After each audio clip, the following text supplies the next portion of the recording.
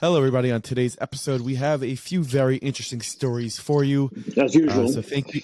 Yeah, of course, as usual. So thank you for tuning in. You were listening to the Daily Thread. I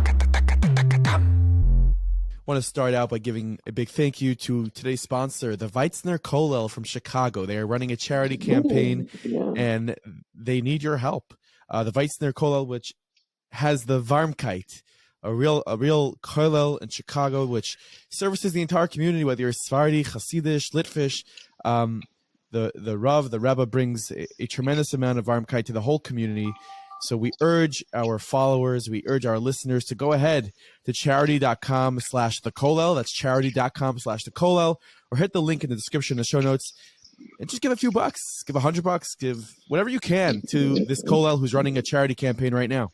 That'd be nice. The first story, yeah. Do you know what Varmkeit is? I think it means warm. Yeah, who told you that? Who gave you that word? I had training. Varmkeit.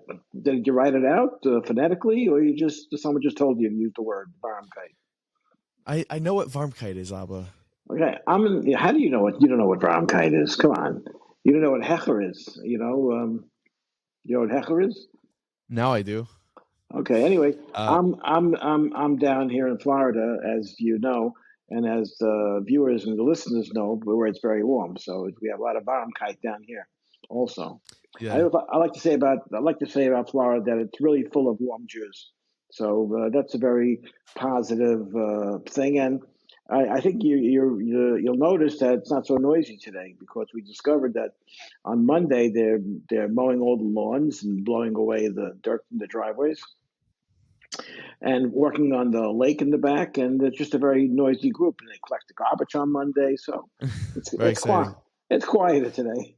Very exciting. So the first story I want to get to today happened late last night. A van with 12 Lubavitch Yeshiva Bachrim 12 Lubavitch Yeshiva Bachrim overturned into a deep ditch on Monday night, and one Bacher was seriously injured. The story here is via Yeshiva. The Bachrim from Yeshivas Chayole Beis David in the Poconos, Pennsylvania, were returning from a trip to the Rebbe's Cave in New York. The accident occurred at around 9:30 p.m. The Bachrim were evacuated via helicopters to local hospitals. One Bacher was seriously injured and is in need of tefillas. The rest of the Bachrim were injured in varying degrees. So everyone can please daven specifically for Shneir Zalman HaKohen ben Elisheva. That's Shneir Zalman HaKohen ben Elisheva. He is the Bacher who is seriously hurt. And we'll have the other names for the Bachrim in the description that you can daven for. It looked like it was a U-Haul. I don't know exactly what. No, it looked like there's a picture of the Rebbe on the truck, on the van. I don't know. It's a terrible accident, and we hope that everyone is okay. You should have a Fushlam. Hopefully, I don't know what his injuries are, but hopefully he could have a full Fushlam of a Karev. The next story I have is about the Israeli rescue team evacuated from Turkey on Miriam Adelson's plane amid a concrete and immediate threat. You heard about that? Yeah, I read about that yesterday. There was a terrorist threat against Turkey, and you should know, not against Turkey, against the Israeli team from Magen David Adom and the other rescue squad that goes to practically every country in the world where there's a major event like this. By the way, I also read yesterday that Israel offered to go into Syria to help to rescue people, and the Syrian government turned them down. Could you imagine? Could you imagine that an Israeli team is in Turkey trying to rescue people and pull bodies, which they have, out of the rubble, and there's a terrorist threat against them? That's wild. That's terrorism. Terrorism is a wild, crazy thing. Those people that like the people that send the terrorists to do their attacking, they don't get involved in terrorism. They live in safe places. Like the people that don't get their hands dirty for Hamas do live in Turkey, by the way, you should know. And they used to live in Kuwait, and they used to live in Qatar or Qatar, depending on going back to that. Yeah, but this story is the prime example of the Arabs caring more about dead Israelis than their own people alive. More than 500 Israelis have traveled to Turkey to aid in this rescue, and the IDF says that it's rescued 19 people from the rubble, and they provided care for 180 more. So now they have to leave though. Like now they just were flown out on, thank you, Miriam Adelson, for lending your jet. But now they were flown out, so who knows how many more lives they could have maybe Yeah, saved or. well, unfortunately, the Arab leadership doesn't care about the Arab people. I think in all our conversations here and elsewhere, I'm sure the conversations similar to this have established that. Yeah, well, it's unfortunate. It's also just extremely strange, and it's probably also something you're not going to see in the mainstream headlines. You're not going to see that. What other countries sent rescue teams to Turkey? I didn't hear of one. I don't know. Did you? Did you hear No, of there are them? other countries. Yeah, other countries Yeah. sent. Who Uh, else sent that kind of group of people with that kind of equipment, with that kind of expertise? so I I mean, think I think Azerbaijan sent the most, and Israel, which is the smallest country of all the countries that sent rescue teams, sent the second the most amount of people to aid in this rescue. Um, but honestly, if you turn on the news nowadays, the only thing you'll probably see is about UFOs. Like, what's going on with that? There's just like a bunch of stuff flying up there. I don't know. I don't know too much about that. I think mostly balloons. It could be, listen, the atmosphere, the stratosphere, whatever it's called up there. The world is very vast. The scientists have established that there's more than a billion planets in the universe. You know what that is? A billion Yeah. planets, and it's God's world. It's not just God's Earth. The Earth is like a ping pong ball in the universe, and Do you believe in aliens? do I believe in aliens? I haven't thought about it too much. I know some people down here that act like aliens, but genuine aliens that they're talking about on the news, I don't think so. I think it's a ridiculous distraction. We sent spaceships to Mars, landed on Mars. We sent to the moon. We sent men to the moon, and there's no sign of any kind of life that exists similar to what God gave us here on Earth.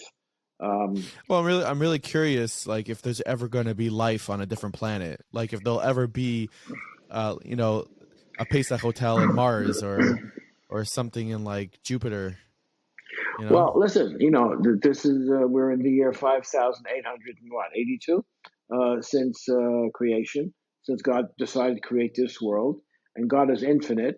There's no beginning and no end to godliness. So He may have had worlds before this one that we don't know about. Some commentators do suggest that there were worlds that existed before this one, and they just weren't to His liking, so they were destroyed. And hopefully he likes us more than the other worlds. Yeah. Yeah, well, God, very strange. I don't know.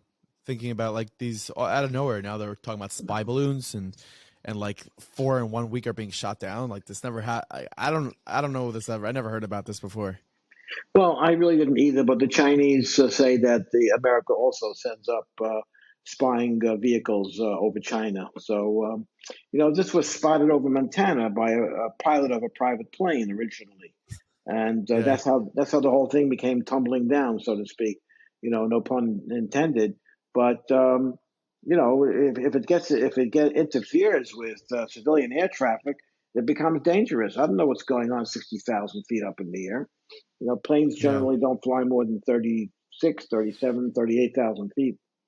I watched a short documentary the other day about the Concorde.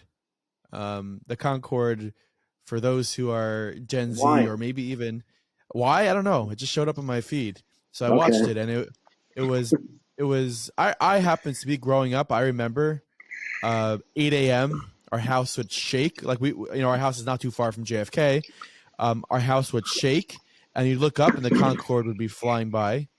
Well, first of all, it was about 9 a.m. and the whole house wouldn't shake. The windows would shake a little bit for a few seconds, and we do live about I would say less than 30 seconds from the time the plane passes over our house until it touches down The on the house, the runway at house, JFK. the house would shake, and Maybe your room shook.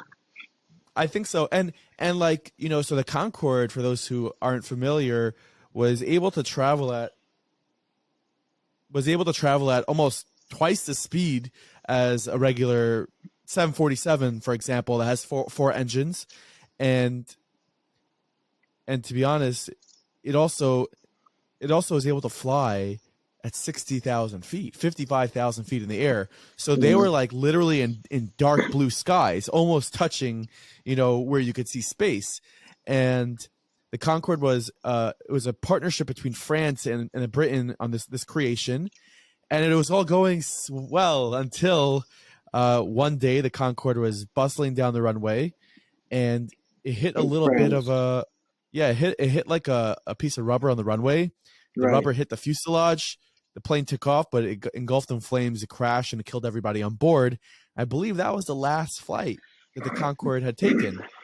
And I think the Concorde was an invention that you'd think we'd have nowadays, to be able to fly from New York to London in 4 hours, 5 hours, which generally now takes probably 7-8 hours.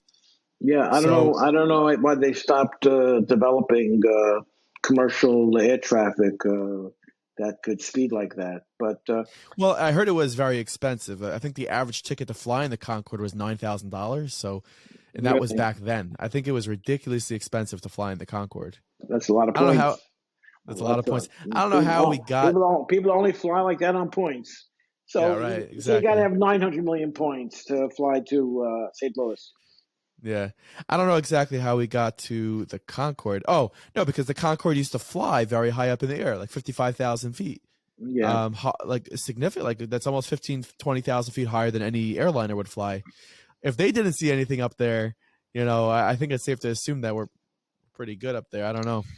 I think this is one of these stories that's about, I don't know, 10 days, 2 weeks from now, you're going to think, remember we were talking about balloons in space? Whatever happened to that?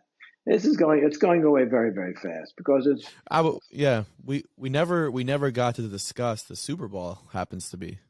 Oh, the Super Bowl. When was that? That was last week? Oh, that was Sunday. Yeah. That was a lot of hype. Did you watch the game, the whole game? Yeah, it was an incredible game. Like high scoring game. No defense. It was really, really incredible. I mean, back and forth. Very few penalties. Almost no 2 penalties I remember in the whole game. An offside penalty, and then towards the end of the game, a holding penalty. Okay, yeah, I don't usually memorize penalties, but I happened to notice that there was very few penalties.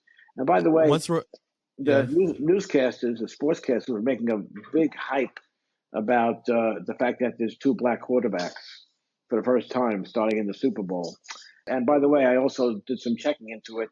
So far in the history of the Super Bowl, there's been 8 African-American quarterbacks that started Super Bowl games. So I don't know what the hype was all about. The fact that the hype was about is that there's 2 African-American quarterbacks playing versus each other. It's a form, it's a backward form of racism to have to even mention that. They're good quarterbacks.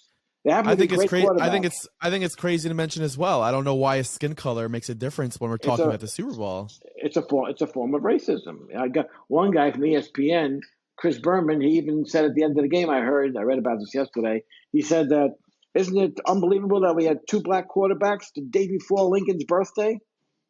Why is that incredible? Oh, because Abraham Lincoln freed the slaves from slavery. So okay, why are we? I think that again, these are extremely racist remarks. That's why I'm bringing it up, because they're absurd. It's absolutely absurd for people to think like that. And I think talking about aliens, the only aliens, the Biden administration is trying to distract us from the illegal aliens at the Mexican border. So they're talking about aliens floating around on balloons in space. So good joke. No, it's not a joke. I'm very serious about that, actually. So that might be the case. And not only that, we were talking about the fact that, not to change the subject, but Nikki Haley, our former ambassador to the United Nations, announced today that she's running for president of the United States.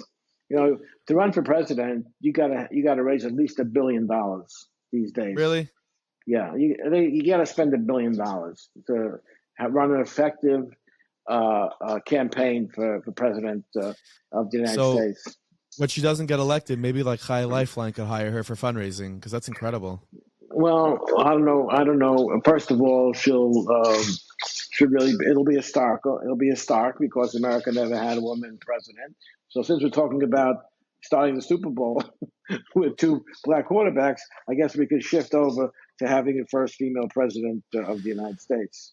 Well, there's a lot of talk about the potential of maybe Michelle Obama throwing her hat into the ring, and I think the only that's threat. ridiculous. That's ridiculous. I personally think the only threat to the Republican nomination is Michelle Obama running for the Democrats because No. whether you like it, whether you like it or not, Barack Obama was an extremely liked president by his people who voted for him. And I think if she ran, and she was also a very well liked first lady, I think she would get the votes. Why? Because she was Barack Obama's wife. That's how they know her. She has no political background. She has no political experience. Why don't they run Hunter Biden? Everybody heard of him. Well, neither did Donald Trump. Donald Trump had no political experience as well when he was elected. I'm just saying, if Joe Biden got over 80 million votes to become president, I think Michelle Obama will get as well. Well, that's a different conversation. I don't want to start indulging in any conspiracy theories, but it's highly unlikely that. I think when you say that, I think that you are got over 80 million votes. That Joe Biden got more votes than Barack Obama, and 8 million more votes than Donald Trump got in 2016. Let's not go there. It's very suspicious. Let's leave it at that. Yeah. I'm sure you'll get a lot of letters from people that agree with me. Maybe. I think we'll also say it's very nice for Nikki Haley to run, but I don't think it's going to get too far. Well, I think that I was telling Emma this morning that I think she may be working with Donald Trump. Actually, if she runs a legitimate campaign and she runs a primary and Trump's in the primaries, she will take away votes from DeSantis, and that could a Nikki Haley candidacy could push the primaries in the direction of Donald Trump. Okay, and you think she would be his running mate? And then if Trump gets the nomination, then she would be the running mate. And Trump can only have one more term because he already had one term. So he can only run serve for 4 more years. And she's a young woman. She's old. I think she's 50 or 51 years old, which is young by today's standards for our presidents of late. Anyway, so I mean that's just since we're talking about conspiracy theories, I figured I would contribute that to the conversation. Thank you for that. The other day, a crazed driver in a U-Haul truck hit multiple pedestrians, and he injured 8 people. So this happened in Brooklyn or New York City.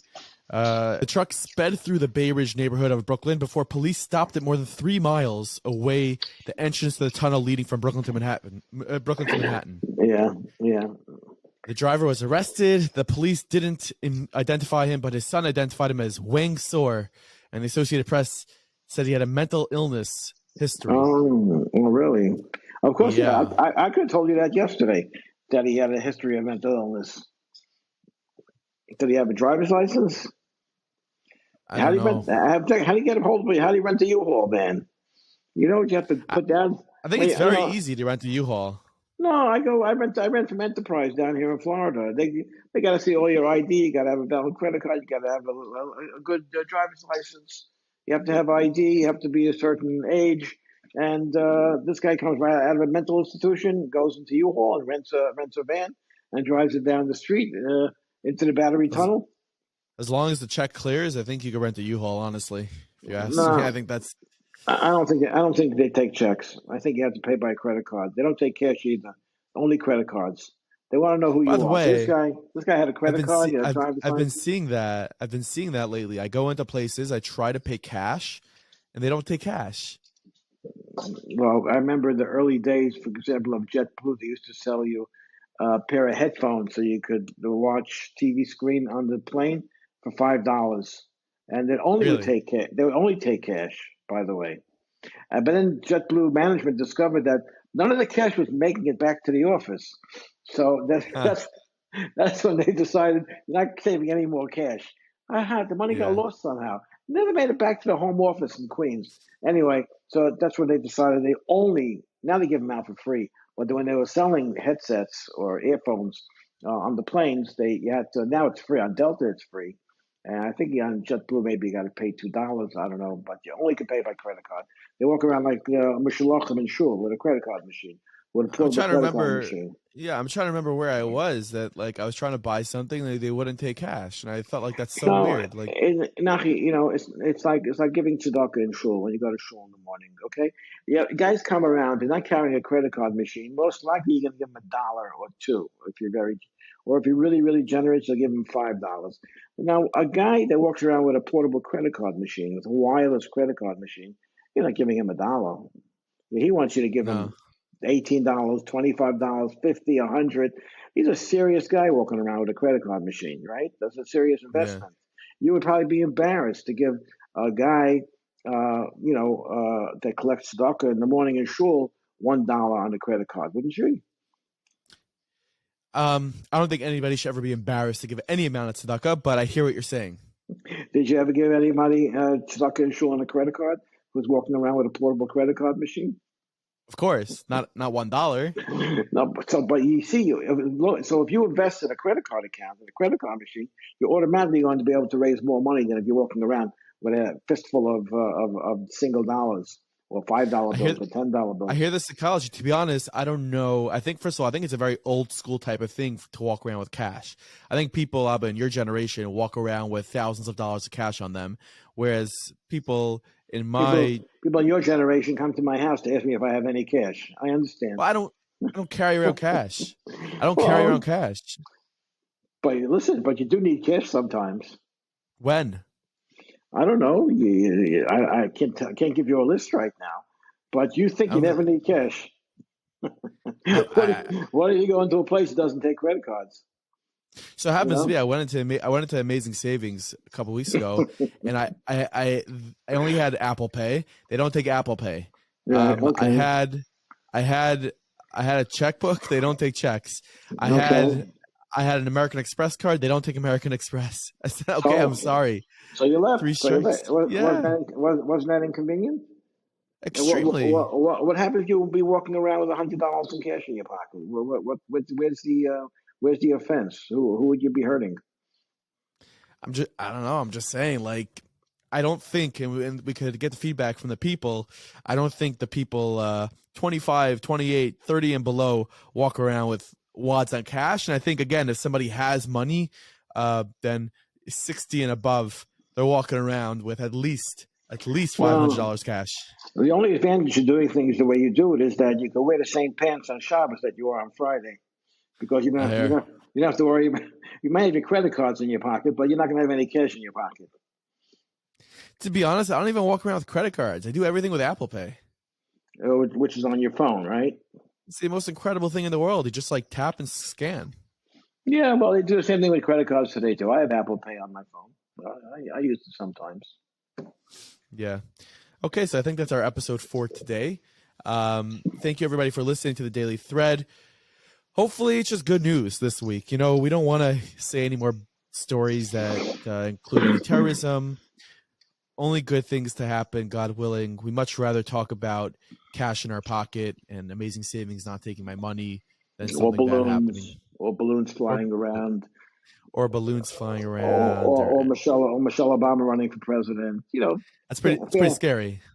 fantasy type of things that Yeah. have no grounding in reality. Okay. I'll take that. Anyways, thank you for listening to the thread. Make sure to hit the link in the description and go ahead and donate to the Weitzner Kollel. The Weitzner Kollel, because it has the Varmkeit. And I Right. think what you should donate is the Gematria of Varmkeit. If you know the Gematria of Varmkeit, then give a donation the Gematria of Varmkeit. But what's the Gematria of Varmkeit? I don't know. How do you spell it? Tell me how to spell it. I'll tell you what the gematria is. That's your V homework. A You tell me tomorrow. V No, A. you have to spell it in Yiddish. I don't know. I don't even know. Okay, so we'll figure it out for tomorrow. We'll come up with with a total by tomorrow. I hope. Alrighty. Okay, Okay. everyone Have a have a great day. great day. See you tomorrow.